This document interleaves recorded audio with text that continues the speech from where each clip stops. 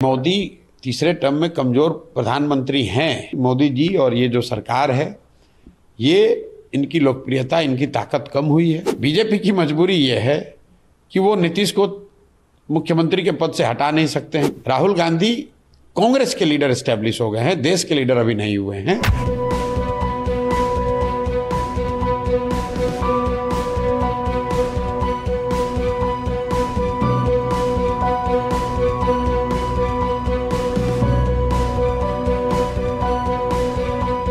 मोदी तीसरे टर्म में कमजोर प्रधानमंत्री हैं, ये तो आपको दिख ही रहा है। लेकिन हमने तो इलेक्शन से पहले ये बात कहा कि सीटों का नंबर कुछ भी हो, तीसरा टर्म जो मोदी का होगा वो उस तीसरे टर्म में वो कमजोर प्रधानमंत्री साबित होंगे, क्योंकि जमीन पर लोगों ने 10 साल 12 साल मोदी जी का कार्यक्रम देख लिया, उनका प्रयास देख लिया, उसका असर देख लिया। आप बिहार को देख लीजिए, 2019 में 39 सीट दी, इस बार भी 30 से ज़्यादा सीट ये लोग जीते हैं।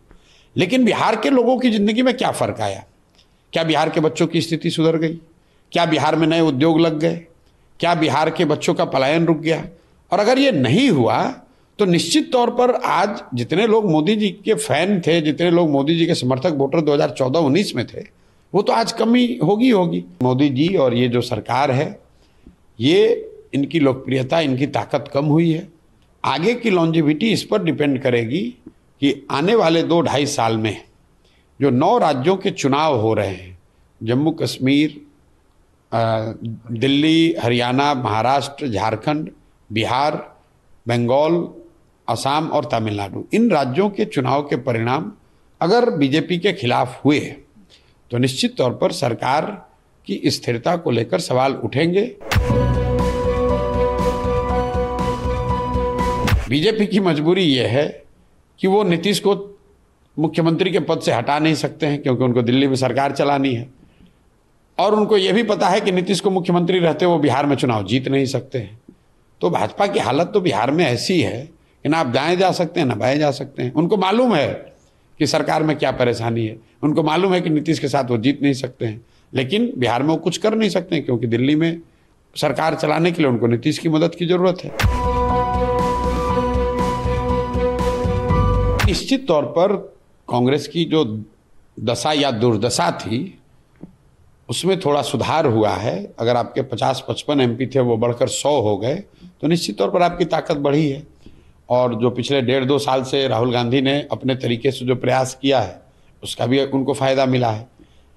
और इसका फ़ायदा ये है कि कांग्रेस में उनका नेतृत्व अब पूरी तरीके से एस्टेब्लिश्ड है। जो कांग्रेस पार्टी है, उसके जो लीडर हैं, कार्यकर्ता, समर्थक हैं, उनको ऐसा लगता है, शायद वो विश्वास भी उनको, कि राहुल गांधी कांग्रेस को आगे लीड कर सकते हैं, कांग्रेस को वापस उसके ग्लोरी डेज में ला सकते हैं। उस बात को राहुल गांधी के अपने 2 साल के प्रयास ने सेटल कर दिया है। लेकिन राहुल गांधी कांग्रेस के लीडर एस्टेब्लिश हो गए हैं, देश के लीडर अभी नहीं हुए हैं। इंदिरा जी के जीवन की सबसे बड़ी हार में कांग्रेस को 154 सीट मिला था, और राहुल गांधी के जीवन की सबसे बड़ी जीत जो है, जिसको बताया जा रहा है सबसे बड़ी जीत, उसमें कांग्रेस को 99 सीट मिला है। तो ये फर्क है, ये दिखाता है कि देश के नेता के तौर पर उभरने के लिए अभी भी राहुल गांधी को एक लंबा फासला तय करना है। नीतीश कुमार ने पिछले कुछ सालों से विधायकों के बजाय, मंत्रियों के बजाय, पंचायती राज से जुड़े हुए लोगों के बजाय, अपने कार्यकर्ताओं के बजाय पूरी व्यवस्था अपने चंद 2-4 सलाहकारों के हवाले कर दी है। तो जो उनके इर्द गिर्द के सलाहकार हैं वही लोग चला रहे हैं।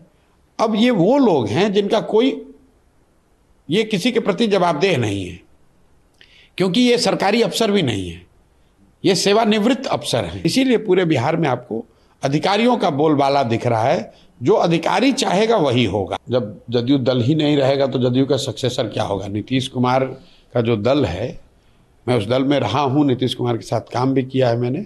उस दल की पूरी पूंजी नीतीश कुमार है। जब वही खत्म हो गई तो ब्याज से कैसे चलेगा? तो चलने वाला है नहीं, उसका कोई, उस दल का कोई भविष्य नहीं है।